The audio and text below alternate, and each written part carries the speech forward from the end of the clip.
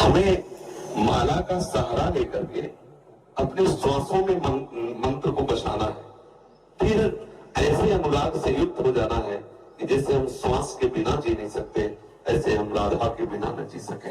बात यहाँ पहुंचनी ये कम, वो तो मतलब बहिर्मुख वृत्ति में, फिर इसका धीरे धीरे हम अभ्यास अंतर्मुखता की करते हैं। जब अंतर्मुख वृत्ति हो जाती है तो सही मानना, माला उठाने की इच्छा नहीं होती, सही मानना। और जहां एक माला ऐसे करो तो विक्षेप सा लगता है, जिनका प्रवेश है वो समझते होंगे। जैसे आप बैठे हो, प्रतिपल मंत्र का ध्यान हो रहा, आप ध्यान पूर्वक डूब रहे हो, अब उसमें प्रत्येक गुड़िया सकलाना, उसको सुमेरवाने पर गिनती किस लिए सकलाना, ये सब बाधा सी लगती है। पर शुरुआत में अगर आप ऐसा करोगे तो आप वहां नहीं पहुंच पाओगे। वहां तक पहुंचने के लिए सहयोगी है, तो क्या एक समय ऐसा आता है और ऐसा करना चाहिए। प्रत्येक साधक को कुछ समय तक बिना माला के मंत्राकार वृत्ति करने की चेष्टा करनी चाहिए। कभी आपका ये नासवान शरीर है, मान लो अंगुली टूट जाए, अंगूठा टूट जाए, ये नासवान है। अगर हमने केवल माला से अभ्यास किया तो हमारा भजन रुक जाएगा। ये अनुभव की बात कहते हैं। जैसे हमने 50 माला निज मंत्र का जब करने का नियम लिया तो 50 के बाद जो मन है ना, वो कहते हैं आज का काम हो गया।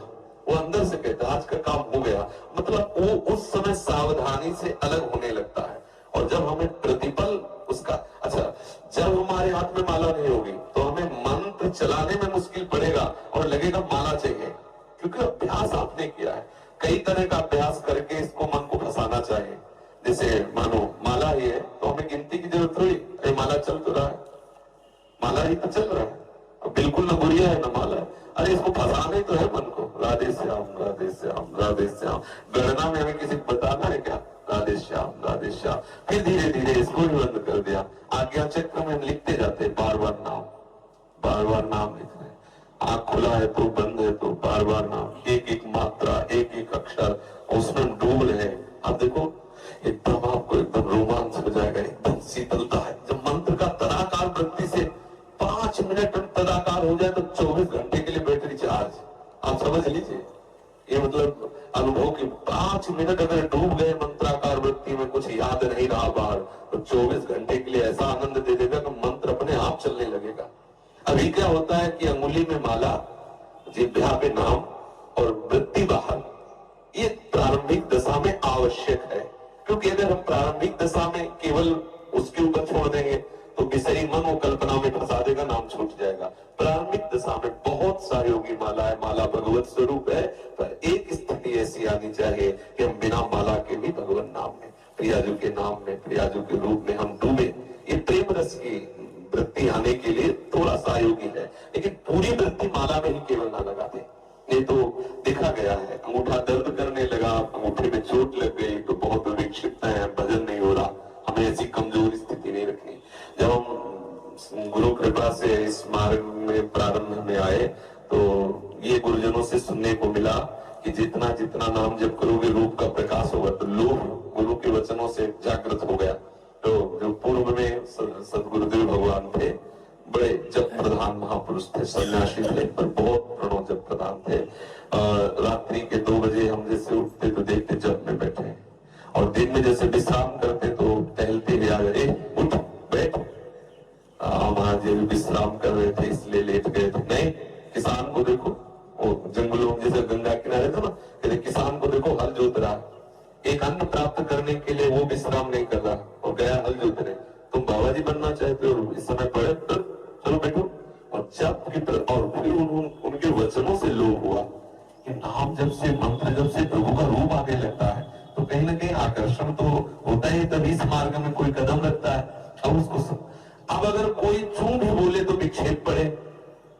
फिर सदगुरुदेव भगवान से कहा कि कहीं कुछ बज रहा है, कहीं कोई बोल रहा है, कहीं कोई आवाज आ रही है तो मन बहुत विक्षेप, तो उनका इस पर सुधार करना है। हमें कहीं विक्षिप्त नहीं होना, कहीं संगीत आदि बज रहा तो एकदम विक्षेप होता। फिर हम साउंड पे खड़े होकर भजन शुरू किया। जैसे हम भ्रमण करें, कहीं गाना चल रहा तो वहीं खड़े हो गए, बार बार होती मंत्राकार वृत्ति टूट नहीं पाए। थोड़ी देर परेशानी होती, फिर धीरे धीरे धीरे धीरे टीवी चल रही, बैठे मंत्राकार वृत्ति, उसका चित्र आकर्षित न कर पाए, उसका शब्द आकर्षित न कर पाए, पर समाज है वो हल्ला बचा है, खड़े हो गए बाजार में थोड़ी देर, मंत्र पास हो गए। ये जैसे ट्रेनिंग दी जाती है ना, देखो जवान की, बिना युद्ध के वो सैकड़ों गोलियां बरसाता रहता है, क्योंकि उसको अभ्यास चाहिए ना। तो हमको भी तो युद्ध करना है।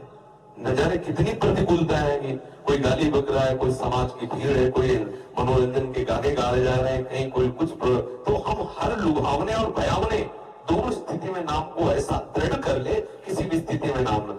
अब समस्या थी, जैसे कोई आया तो बात कर रहा है तो बहुत अंदर जलन होती, ये कब जाए हम नाम, मतलब तो लगा कि ऐसे नहीं, इसका भी सुधार होना चाहिए। तो जैसे सामने वाला बोल रहा है, हम उसके चेहरे पर बार बार नाम का चित्रण कर रहे हैं, देखा वो समझ रहा है बाबा बहुत प्यार से देख रहे हैं, तो मैं नहीं देख रहे हैं, अपना काम कर रहे हैं, और वो बार बार नाम उसके, और बीच में बोल दिया हाँ अच्छा, और फिर नाम पर चला रहे, बड़ा आनंद आने लगा। आधा घंटा बात हुई, लेकिन अब आधा घंटा भी स्मरण नहीं हुआ। अगर बोलना है तो कोई सूक्ष्म बात भागवती बोल दो, चुप रहो, सामने वाले बोलने दो, और अपने अपने बस अपने चलने जाए। धीरे धीरे ऐसी स्थिति आने लगती है कि आप सहन कर रहे हो, उठे, मंत्र चल रहा है। ये जो 15 में भजन होता है बहुत सुखद होता है। नाम सो रहे, नाम जग रहे, इस स्थिति का जो भजन बड़ा आह्लाद, ये वही समझते हैं जो अच्छे साधक भजन में लगे। एक स्थिति होती है, ना सो रहे ना जग रहे, चेतना भी है और बाहर की चेतना भी नहीं, वो मंत्राकार वृत्ति है या भागवती चिंतन में एकदम डूबा हुआ है। तो इस संत जन प्राय कई कई घंटे पड़े हैं, लेकिन उनको नींद में थोड़े, वो संत सोता नहीं है, जो भागवतिक महाप्रभु सोते नहीं है, उनका हृदय निरंतर भजन परायण रहता है। आंख मुंदी हुई हो सकता है तुम्हें लगे कि सो रहे, लेकिन वो सो नहीं रहे। हाँ बिल्कुल पक्की बात, अभ्यास में कमी नहीं रखनी चाहिए। तो माला में गांठ लगी है कि नहीं लगी, उससे क्या होगा। आप दोनों तरह की माला रख लो सिरा में, देखो क्या होता है, क्या होता है। माला रखने से केवल काम नहीं चलेगा, अंदर भजन करने से काम चलेगा। हम निरंतर